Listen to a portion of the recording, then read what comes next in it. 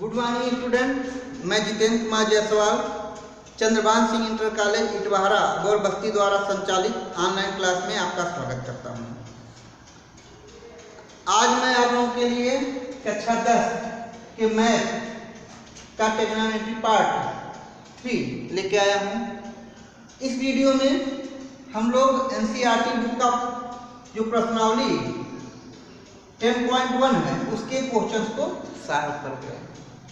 पहला जो क्वेश्चन है वो हमारा है त्रिभुज ए बी सी में कोण बी समकोण है जिसमें ए बी बराबर 24 सेमी तथा बी सी बराबर 7 सेमी।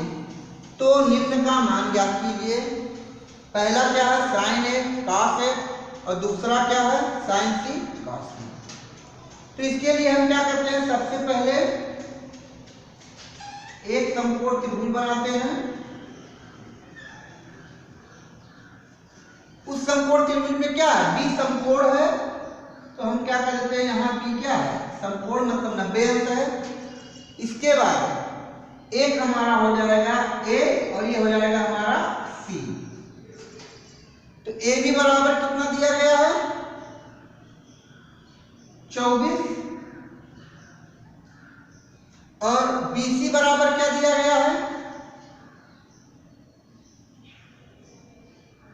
7 सी।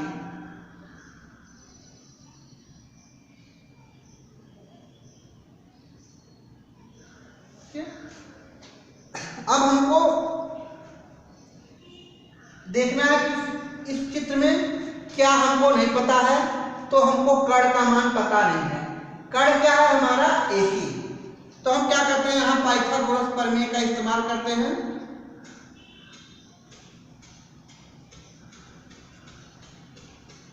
पाइथागोरस प्रमेय से कर्ण आप जानते हैं पाइथागोरस प्रमेय क्या है, कर्ण स्क्वायर बराबर लंब स्क्वायर प्लस आधार स्क्वायर। इसमें कर्ण क्या है AC स्क्वायर, लंब क्या है BC स्क्वायर, आधार क्या है AB स्क्वायर। ठीक है। अब BC का मान कितना है 7, तो यहाँ का BC की जगह पर कर देंगे 7, तो हो जाएगा 7 का स्क्वायर। ए बी का मान कितना है 24। अब 7 7 क्या हो गया 49, क्योंकि 7 का वर्ग क्या हो जाएगा 49 और 24 का वर्ग हो गया 576। अब 49 और 576 को जोड़ देंगे तो हो जाएगा हमारा 625, यानी AC स्क्वायर का मान कितना हो गया 625। तो AC बराबर क्या हो जाएगा √ 625 और जब हम इसका वर्गमूल निकालेंगे तो हो जाएगा 25। यानी हम अब हमको मान क्या मिल गया, यहां मान हो गया हमारा 25। ठीक है। अब हमको त्रिभुज में जो तीनों भुजाएं हैं उनकी मान हमको क्या हो गई पता हो गया हमको। अब क्या पता करना है साइन ए और कॉस ए। तो हम सबसे पहले साइन ए बराबर क्या होता है लंब बटे कर्ण। तो ए के सामने लंब कौन सा है BC। कर्ण क्या है AC।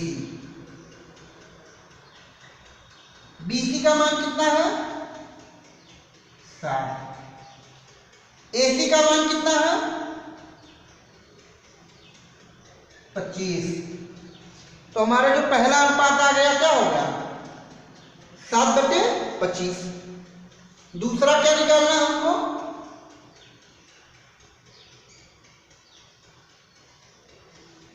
cos A। cos A, अब cos A कोण A किस पे बना हुआ है AB पर, तो AB क्या हो जाएगा आधार। तो आप जानते हैं cos का मान क्या आधार बटे कर्ण, तो ये हमारा हो जाएगा आधार क्या हो जाएगा AB बटे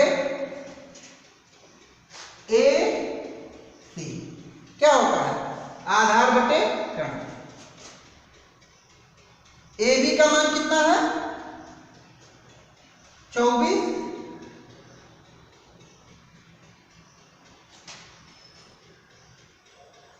AC का मान कितना है 25। अब ध्यान दीजिएगा दूसरा वाला पार्ट क्या है साइन C और cos C। तो अब की बार क्या पूछ रहा है साइन C और cos C। तो इसमें क्या होगा अगर जब C की बात आती है तो इस C अब की बार कोण ये लिया जाएगा, पिछली बार कोण क्या लिया गया था ये वाला लिया गया था, अब की बार कोण क्या लिया जाएगा कोण C वाला लिया जाएगा। ठीक है, तो कोण C के सामने जो होगा अब की बार ये लंब होगा और ये आधा होगा। तो ऐसे में अगर आप चाहें तो एक नया फिगर भी बना सकते हैं। इसके लिए क्या हो जाएगा नया फिगर आप अब की बार क्या करेंगे B तो आपका समकोण रहेगा ही, तो यहाँ B को रहने देंगे, लेकिन अब की बार यहाँ C कर दीजिए और यहाँ अब की बार क्या कर देंगे आप A कर दीजिए। वैसे तो आप इसी चित्र से बना सकते हैं, लेकिन आप क्या करेंगे अपनी सुविधा के लिए दूसरा चित्र भी बना सकते हैं। अब देखिए BC का मान कितना है 7, अब की बार 7 यहां हो गया। AB का मान कितना है 24 और इस कर्ण का मान कभी बदलेगा नहीं, क्योंकि कोण बदलने पर कर्ण का मान नहीं बदलता है, केवल आधार और लंब बदल जाते हैं।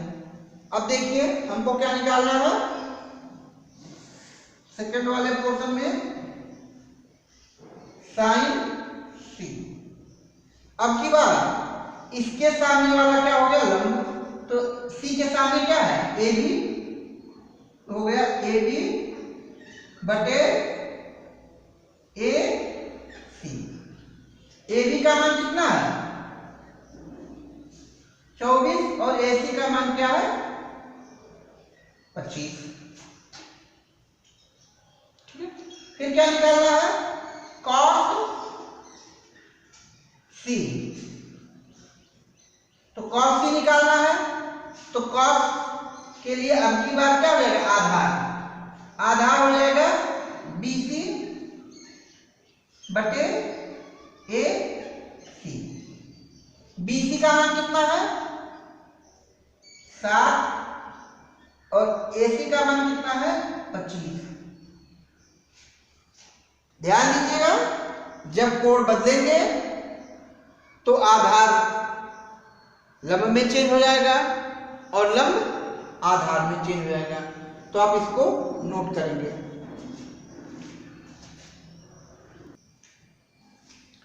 दूसरा क्वेश्चन है चित्र से tan P minus cot P का मान ज्ञात कीजिए। देखिए ये चित्र दिया गया है त्रिभुज PQR। ठीक है, PQ बराबर कितना है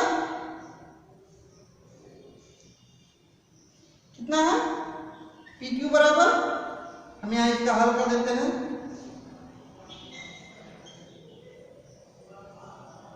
ठीक है, PQ बराबर है 12, PR बराबर है कितना 13। किसका मान नहीं दिया गया है QR का, तो हमको QR का मान निकालने के लिए पाइथागोरस प्रमेय का उपयोग करना पड़ेगा। तो हम लिखेंगे पाइथागोरस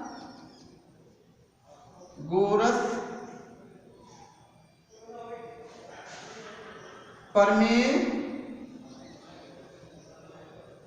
से, पाइथागोरस प्रमेय से क्या हो जाएगा, कर्ण स्क्वायर, कर्ण क्या है PR स्क्वायर बराबर लंब स्क्वायर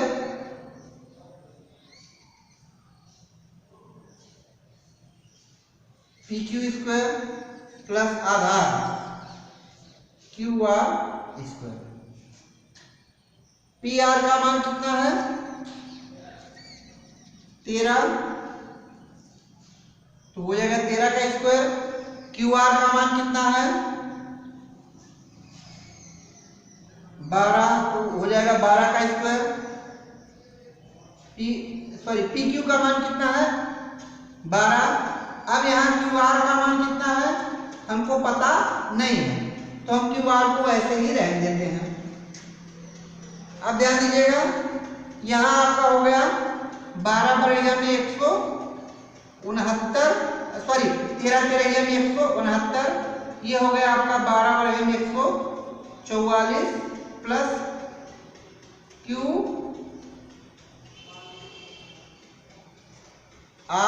स्क्वायर। अब 169 144 को इधर कर देते हैं, तो जो 169 में से क्या हो जाएगा 144 घट जाएगा, हो जाएगा QR स्क्वायर। जब घटाएंगे तो आपका आ जाएगा 25, घटाने पे क्या आएगा 25 बराबर QR स्क्वायर। अब हम क्या करते हैं QR बराबर क्या हो जाएगा अंडर रूट 25 जिसका मान होता है 5, तो QR का मान कितना हो गया 5। अब हमको मान क्या निकालना है, tan P minus cot R। ध्यान दीजिएगा इसको आप अच्छे से।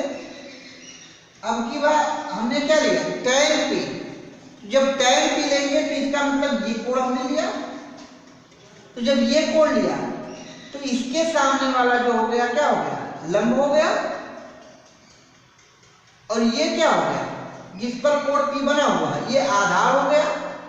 तो ऐसे में tan P का मान tan थीटा बराबर क्या होता है लंब बटे आधार, तो यहां आपकी बार लंब क्या हो जाएगा QR, तो यहां आपका हो जाएगा QR बटे आधार क्या हो जाएगा PQ माइनस cot R। अब की बार cot का मान क्या लिया गया ये लिया गया है, ठीक है। तो जब ये R हो जाएगा तो अब की बार R के सामने वाला लंब हो जाएगा, जैसे ही हम R कहेंगे तुरंत क्या हो जाएगा R के सामने वाला क्या हो जाएगा लंब, ठीक है। और जिस पर R बना हुआ है क्या हो जाएगा आधार। तो आप जानते हैं कि cot थीटा बराबर होता है आधार बटे लंब, तो आधार क्या है QR, लंब क्या है PQ।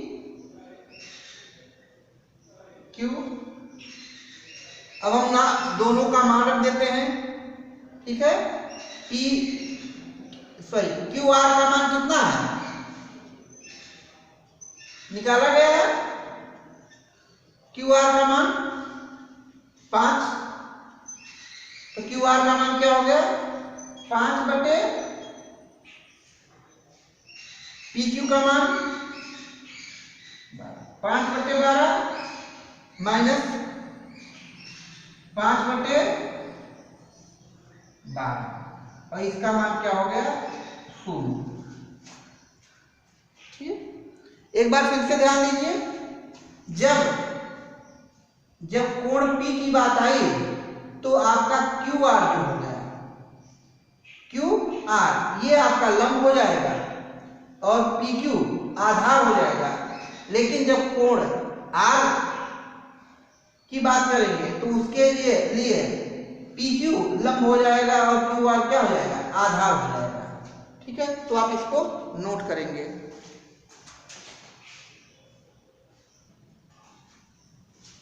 तीसरा क्वेश्चन है, यदि साइन A बराबर 3/4 तो cos A और tan A का मान ज्ञात कीजिए।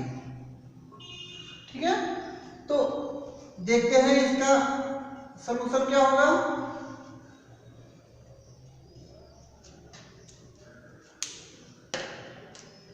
अब क्या दिया गया है, साइन A बराबर दिया गया है 3/4। साइन A, ठीक है, तो आप जानते हैं साइन थीटा बराबर क्या होता है, लंब बटे कर्ण। तो हम साइन की जगह पर लिख देते हैं लंब बटे कर्ण बराबर हो गया 3/4। ठीक है, अब ऐसे में ध्यान दीजिएगा, एक समकोण त्रिभुज हम लोग बनाएंगे, इसमें इसको कर देंगे कोण A। तो अगर ये कोण A हो गया तो ये हो जाएगा B और ये हो जाएगा C। अब हम क्या करते हैं, अगर हम बात करते हैं A तो लंब, तो A के सामने वाला जो होगा वो क्या होगा, लंब। ठीक है, और कर्ण क्या होगा, ये 4। यानी लंब का मान कितना हो गया, लंब बराबर हो गया 3 और कर्ण बराबर क्या हो गया 4। अब हमको किसका मान पता नहीं है, आधार का, तो हम क्या करते हैं, पाइथागोरस प्रमेय से, पाइथागोरस प्रमेय से। तो पाइथागोरस प्रमेय क्या है, कर्ण स्क्वायर बराबर लंब स्क्वायर प्लस आधार स्क्वायर। कर्ण का मान कितना है, AC स्क्वायर बराबर BC square plus AB square, AB square. ठीक है, अब हमको किसका मान निकालना है, AB का। तो AB स्क्वायर बराबर हो जाएगा AC स्क्वायर माइनस ये इधर चला आया BC स्क्वायर। AC का मान रख देते हैं हम लोग 4, तो हो जाएगा 4 का स्क्वायर, और BC का मान कितना है 3, तो -3। अब यहां देखिए 4 चौक हो गया 16 और 3 त्रिका 9। ऐसे में आपका जो AB स्क्वायर बराबर हो गया 7 और AB बराबर हो गया √7।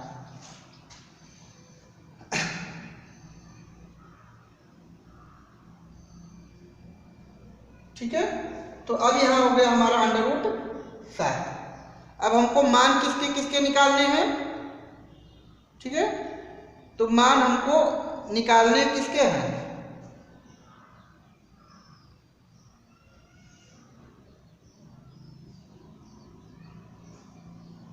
देखिए पहला जो मान निकालना है हमको वो निकालना है cos का।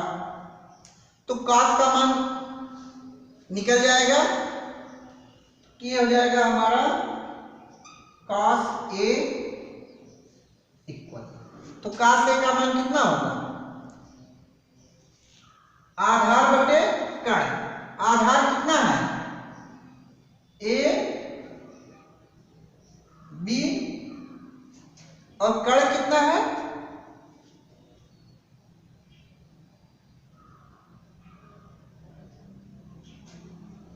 कण कितना है ए सी, तो ए बी का मान कितना हो गया, ए बी का मान, तो ए बी का मान कितना हो गया, कड़ी 7 और ए सी का मान कितना हो गया 4, कितना आ गया आपका कड़ी 7/4। ठीक है, अब हमको किसका मान निकालना है, tan a का, किसका मान निकालना है tan a। तो आप जानते हैं कि tan a बराबर जो होता है वो होता है आपका sin theta upon cos theta.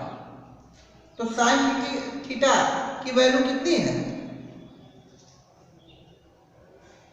3/4 और cos थीटा की वैल्यू कितनी है कड़ी 7/4। तो ऐसे में ये दोनों कैंसिल हो जाएंगे और आपका हो जाएगा 3/7। ठीक है, इसको हम सर्व समीकरण के माध्यम से भी सॉल्व कर सकते हैं। ठीक है, सर्व समीकरण के माध्यम से कैसे सॉल्व करेंगे, जब सर्व समीकरण के माध्यम से सॉल्व करेंगे तो इसको आपको लिखने की कोई आवश्यकता नहीं होगी। तो इसको, ठीक है, तो इसको हम क्या करते हैं, इसको आप नोट कीजिए और इसी को हम सर्व समीकरण के माध्यम से भी सॉल्व कर रहे हैं।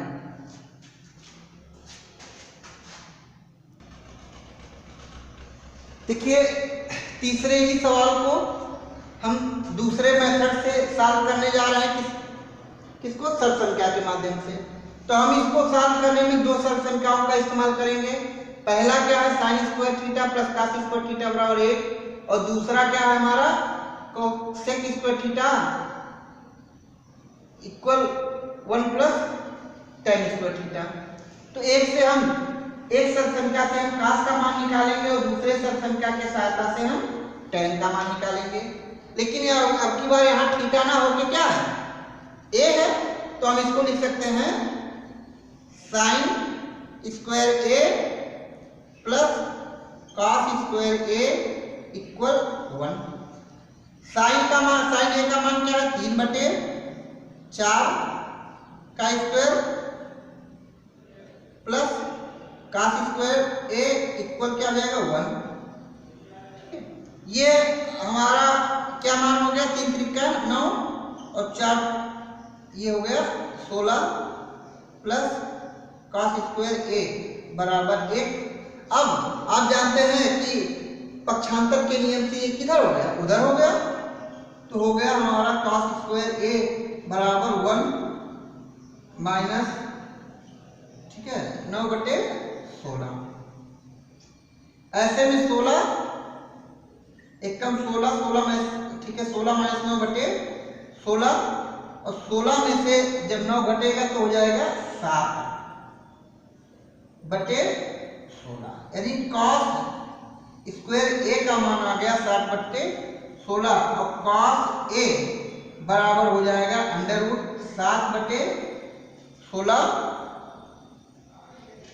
तो 7 का तो वर्गमूल होगा नहीं, तो ऊपर तो 7 ही रहेगा √, लेकिन 16 का वर्गमूल कितना होता है 4।